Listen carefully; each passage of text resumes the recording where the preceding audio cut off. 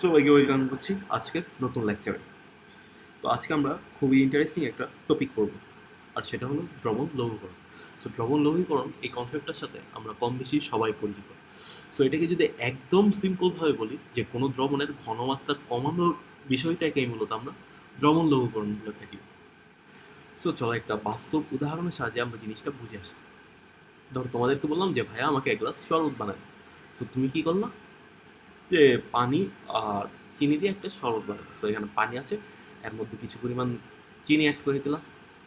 So okay, একটা শরবত হয়ে গেলো। ধরো তুমি এর মধ্যে 3 চামচ চিনি দিছো, ঠিক আছে। তারপর এই শরবতটা যখন আমি খেলাম, বললাম যে ভাইয়া আমি এই শরবতটা বেশি মিষ্টি লাগছে আমার কাছে, সো মিষ্টির পরিমাণ কিছুটা কমিয়ে দাও। সো ধরো 3 চামচ যে চিনি দিলা, এই 3 চামচ চিনিতে 2 মোল চিনি আছে, ঠিক আছে। তারপর তুমি কি করলা, সো তুমি এখন মিষ্টির পরিমাণটা কিভাবে কমাইতে পারো। সো চিনি তুমি যতটুকু দিয়ে দিচ্ছ এটুকু তো আর তুমি বাড়াইতে বা কমাতে পারবে না। সো এখন কি করবা, তুমি নর্মালি কি করে দিবা, তুমি এই দ্রবণের সাথে কি আরও কিছু পরিমাণ পানি যদি অ্যাড করে দাও, তখন কি মিষ্টির পরিমাণটা কিছুটা কি কমে যাবে না। সো তুমি কি করলা, এই দ্রবণে পানি আরও কিছু অ্যাড করে দিলা। সো এখন এখানে কতটুকু চিনি আছে, চিনি কি 3 চামচ চিনি আছে না। তো 3 চামচ চিনি আছে, তো চিনি তো তুমি কম বেশি করো না। সো আলটিমেটলি কি 2 মোল চিনি আছে। বাট আমি যখন এই অর্থাৎ এটাকে ধরলাম যে দ্রবণ 2, অর্থাৎ 2 নম্বর গ্লাসের শরবতটা যখন খাবো, তখন কিন্তু আমার মিষ্টি কিছুটা কম লাগবে 1 নম্বর গ্লাসের শরবত থেকে, ঠিক আছে। সো এখানে ঘটনা কি হলো, দেখলাম যে দুইটার ক্ষেত্রে কি চিনির পরিমাণটা কি সেম আছে না, অর্থাৎ 2 মোল 2 মোল। অর্থাৎ এখান থেকে আমি কি লিখতে পারি, যে মোল সংখ্যা কি কনস্ট্যান্ট আছে। সো মোলকে আমি কি লিখতে পারি, এন ইকুয়াল টু কি লিখতে পারি, এস ইন্টু ভি লিখতে পারি না, আয়তন ইন্টু ঘনমাত্রা। সো এখান থেকে আমি লিখতে পারি কি S into V equal to constant, ঠিক আছে। সো এখান থেকে কি এটা লিখে বলতে পারি না, এস প্রপোর্শনাল টু 1/v। অর্থাৎ এখান থেকে কি বুঝছি, যে আমার আয়তনের মান যত বেশি হবে, দ্রবণের ঘনমাত্রা তত কি কম হবে। অর্থাৎ ঘনমাত্রা আর আয়তনের সম্পর্ক হলো ব্যস্তানুপাত। সো এই জিনিসটাই হলো এখান থেকে ঘটেছে। সো তুমি যখন পানি অ্যাড করছো, তখন কি হচ্ছে, আয়তনের পরিমাণ কি বেড়ে যাচ্ছে না, যার কারণে কি ওই যে দ্রবণটা ছিল, ওই দ্রবণের ঘনমাত্রা কমে যাচ্ছে, ফলে আমার কাছে কি মিষ্টি কম মনে হচ্ছে, ঠিক আছে। সো এটাই মূলত ছিল হলো দ্রবণ লঘুকরণের কনসেপ্ট। সো এখন যদি এখান থেকে আমি কি পেলাম, সো এখান থেকে আমি কি পেয়েছিলাম, এন ইকুয়াল টু কি কনস্ট্যান্ট, এন সমান আবার কি লিখতে পারি, এস ইন্টু ভি, অর্থাৎ আয়তন ইন্টু ঘনমাত্রা। তাহলে এখান থেকে আমি কি লিখে বলতে পারি, S1 V1 equal to V2 S2, ঠিক আছে। সো এই ফর্মুলাটা আমার দ্রবণ লঘুকরণ করার ম্যাথগুলোর ক্ষেত্রে কাজে লাগবে। সো এই ফর্মুলা ইউজ করে আসলে আমরা অনেকেই ম্যাথ করেছি, কিংবা এটার সাথে আমরা সবাই কম বেশি পরিচিত। সো চলো আমরা কিছু ম্যাথ প্র্যাকটিস করার মাধ্যমে এই কনসেপ্টটা আরেকটু ক্লিয়ার হবে। সো দেখো 1 নম্বর প্রশ্নে কী বলা আছে, 0.1 মোলার সোডিয়াম হাইড্রোক্সাইড দ্রবণ থেকে সেমি মোলার 100 ml দ্রবণ তৈরি করতে কতটুকু পানি মেশাতে হবে। অর্থাৎ এখানে সেমি মোলার মানে কি, আর ঘনমাত্রা কত, 0.5 মোলার না। আর এখানে আগে আমার ঘনমাত্রা কত ছিল, 0.8 মোলার। সো আমার কি বলছে, যে আমাকে কতটুকু পানি মেশাতে হবে, অর্থাৎ আমার 100 ml 0.5 মোলার ঘনমাত্রা বিশিষ্ট একটা দ্রবণ তৈরি করতে হবে।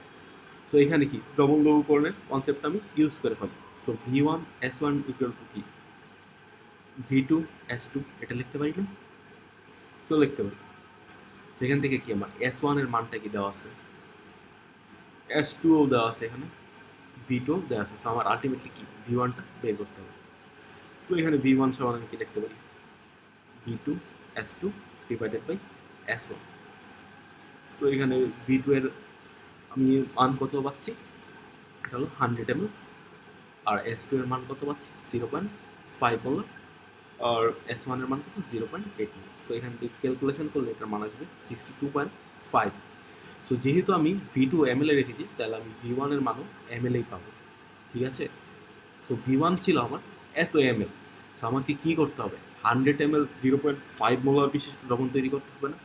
সো আগে আমার দ্রবণের আয়তন কত ছিল? 62.5 ml। সো আমাকে বানাতে হবে কত? 100 ml বানাতে হবে। সো আমাকে কী করতে হবে? এক্সট্রা পরিমাণে কি পানি অ্যাড করতে হবে না? যদি আমি এক্সট্রা পরিমাণে পানি অ্যাড করি তাহলেই তো আমার এই দ্রবণটা 100 ml হবে। সুতরাং অতিরিক্ত পানি অ্যাড করতে হবে,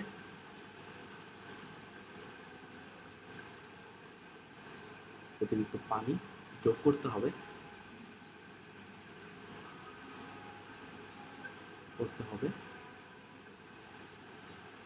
100 মাইনাস 62.5, অর্থাৎ এটার আনসার কত আসে? 37.5 ml। অর্থাৎ যদি আমি এতটুকু পানি অ্যাড করি তখনই আমি 0.5 মোলার 100 ml বিশিষ্ট দ্রবণ তৈরি করতে পারবো। ঠিক আছে, সো এটা বোঝা গেছে। সো আসো আরেকটা ম্যাথ করি। সো 3 নম্বর ম্যাথটা যদি দেখি, সো এখানে কি দেওয়া আছে দেখো। এই দ্রবণ লঘুকরণ কনসেপ্টটা কিন্তু অনেক ইম্পর্টেন্ট, বইটাও দুবার এই জায়গা থেকে ম্যাথ এসেছে। সো যদি ফার্স্ট ইয়ার প্রশ্নটা দেখি, সো 3.7 গ্রাম নাইট্রিক অ্যাসিডকে 400 ml পানিতে দ্রবীভূত করা হবে, মোলারিটিতে দ্রবণের ঘনমাত্রা। সো এক নম্বরটা ভেরি সিম্পল ম্যাথ, দ্রবণের ঘনমাত্রা বের করতে বলছে। সো এস সমান আমরা কি জানি? 1000 W divided by MV. So এখানে ভিটা কি? অবশ্যই এম এল এ বসাবো। সো 1000 এটা তো কনস্ট্যান্ট, সো এটা ঠিকই থাকবে। সো এখানে ডাব্লিউ কত হবে? নাইট্রিক অ্যাসিডের পরিমাণ ডাব্লিউ সমান কত দেওয়া আছে? 3.78 গ্রাম। সো নাইট্রিক অ্যাসিডের আণবিক ভর কত? সো নাইট্রিক অ্যাসিডের সংখ্যাটা কি? HNO3। সো এর যদি আমি আণবিক ভর হিসাব করি তাহলে এর আণবিক ভর কত আসে? 63 গ্রাম পার মোল। তো এখানে বসিয়ে দিলাম 63, আর আয়তন কত দেওয়া আছে? 400 ml। সো এটা যদি ক্যালকুলেশন করো এটার ঘনমাত্রা দেখো তো কত আসে সবাই। তো এটার ঘনমাত্রা আসে 0.15 মোলার। ঠিক আছে, তো তোমরা সবাই যখন আমি ম্যাথগুলো করবো অবশ্যই ক্যালকুলেটর নিয়ে বসবে এবং ক্যালকুলেশনগুলো নিজেরা করার ট্রাই করবে, এতে তোমার প্র্যাকটিস হবে। ঠিক আছে, তারপরে চলো 2 নম্বর ম্যাথে চলে যাই। সো 2 নম্বর ম্যাথে কি বলছে যে আর কি পরিমাণ পানি এই দ্রবণে যোগ করলে এর ঘনমাত্রা 0.1 মোলার হবে। তো আমার কি এখনও কি আবার এই দ্রবণ লঘুকরণের কনসেপ্ট ইউজ করতে হবে।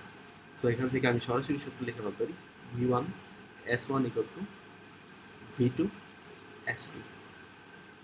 সো আমার আগে দেখো এই 400 mlটা কি আগের আয়তন না, অর্থাৎ এটা কি V1 ছিল, আর এই যে এই ঘনমাত্রা পেলাম এটা কি S1 না?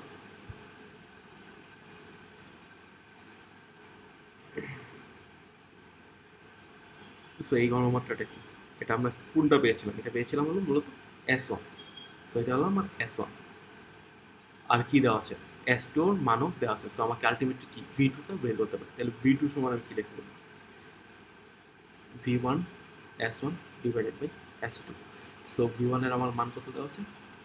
400 ml, আর S1 আমরা কত পেয়েছি? 0.15 মোলার, আর S2 আমি কত পেয়েছি?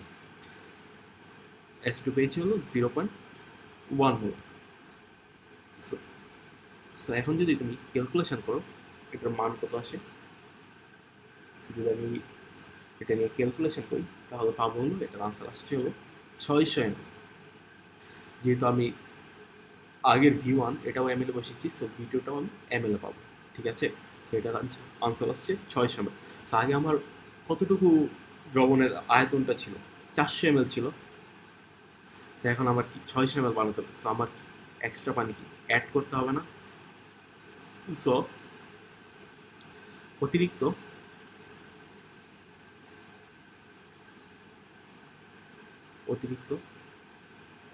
পানি যোগ করতে হবে